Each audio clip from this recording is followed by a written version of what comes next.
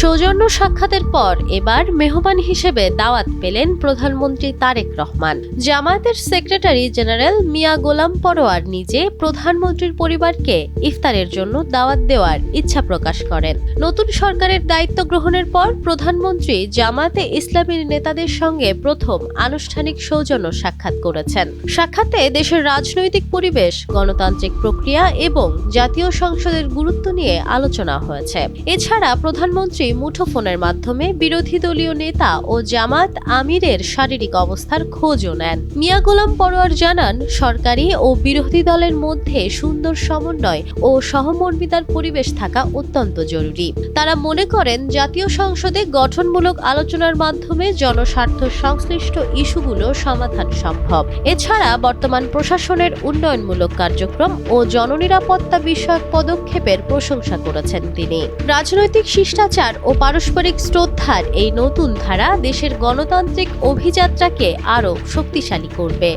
২৮ ফেব্রুয়ারি অনুষ্ঠিত ইফতার মাহফিলে আরও শীর্ষ রাজনৈতিক নেতারাও অংশগ্রহণ করতে পারেন বলে জানা গেছে। Nafisa Noal, Times today.